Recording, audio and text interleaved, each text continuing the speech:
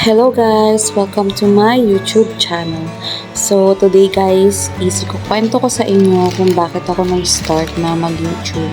So sa mga nakalipas na taon is comfort zone ko ang YouTube. So may mga times na down ako and ang ginagawa ko is nanonood ako ng mga vlogs to heal me inside. So madalas din na sumasagi sa isip ko na what if umpisahan ko na rin kayang mag-vlog? Sa totoo lang guys, matagal ko nang gusto mag-vlog, pero siguro kulang lang ako sa motivation.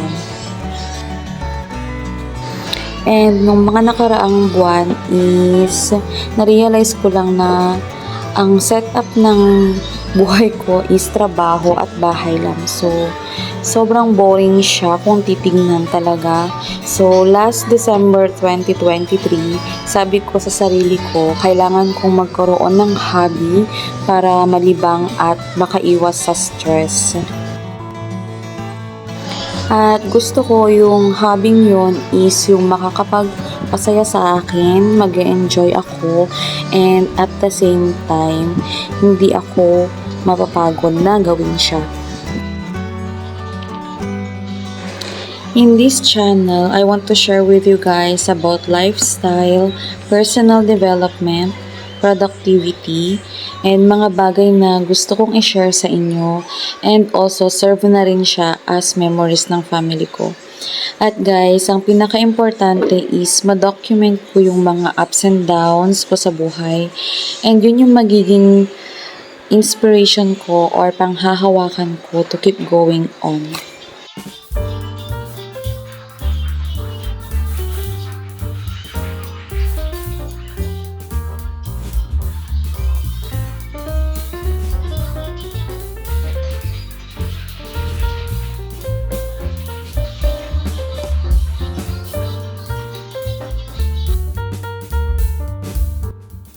So, since nag-start na rin ako mag-vlog is kailangan ko na mag-schedule and mag-plan for the whole month, and yung mga free time ko is doon ako makakapag-vlog and edit.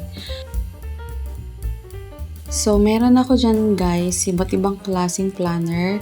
So, meron siya for work, for content creation, and for family schedules. So, mas gusto ko kasi yung ganyan guys para makapag-time blocking ako and also organize talaga siya, and hindi ako malito sa mga days na may vacant ako and mga days na super busy naman ako.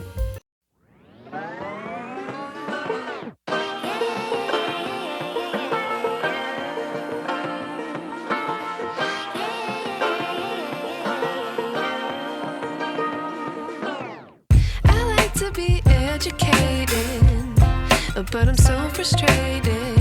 Hello to my loneliness. I guess that ignorance is bliss. Take me back to before the new. Rewind, take it out of cue. Innocence can be a young man's game. Signed up for the hall of shame. I wish I knew how much I miss.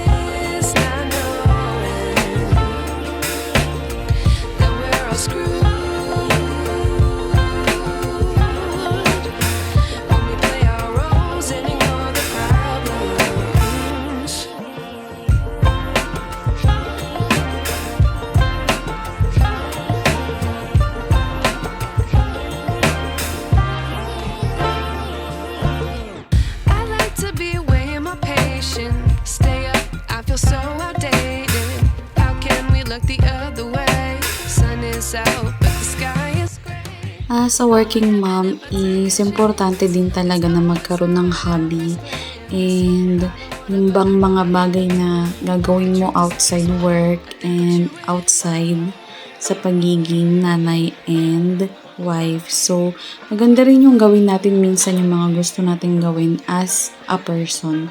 So, malaking bagay sa akin na nakakapag-film ako, nakakapag-document ako ng mga bagay na ginagawa ko sa buhay ko. So, sana guys, isamahan niyo ako sa journey ko, and sa mga susunod ko pang mga vlog is sana ma-enjoy niyo din And sana ma-inspired kayo as a nanay, as a vlogger. So kung gusto niyo rin mag-vlog, sana ma-inspire ko din kayo in many ways.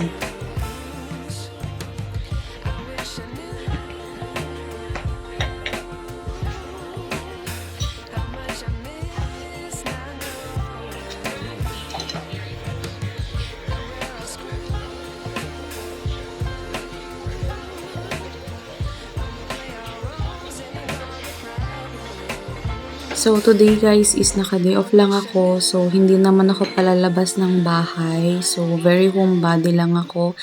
And mas gusto ko nasa bahay lang kapag naka-day off ako para makapag-unwind, makapagpahinga. So, plus na rin yan na makakapag-vlog din ako. So, dito guys is ako yung magluluto ng lunch namin.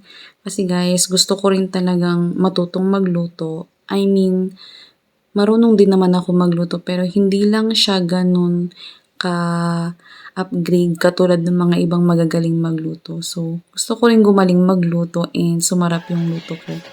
So, magiging factor yan dito sa vlog ko kasi dito is mapupush talaga ako matutong magluto guys.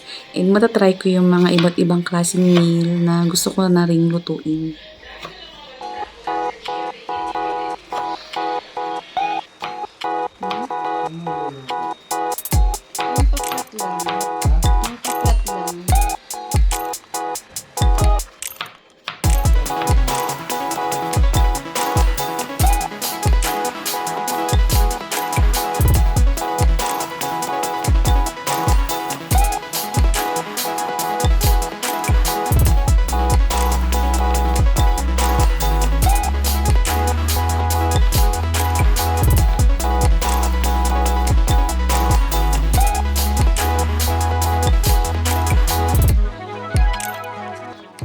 And expect nyo rin guys na lagi nyo rin makikita yung anak ko, si Aiden. He is 5 years old and yung asawa ko din, lagi nyo rin sila makikita dito sa vlog. So, sana lagi nyo rin silang subaybayan.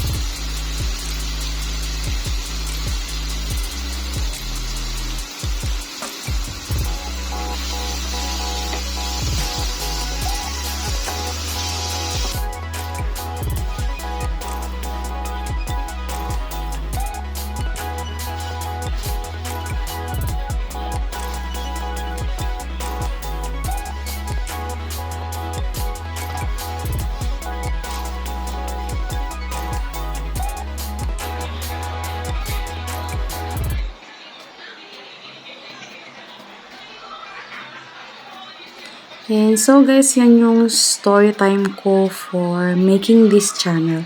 So sana mag-subscribe kayo and kung na-enjoy nyo yung video na ito, please like na rin. And magkita-kita tayo sa aking mga next vlog. Thank you guys for your time and thank you guys for watching. So see you on my next one. Bye!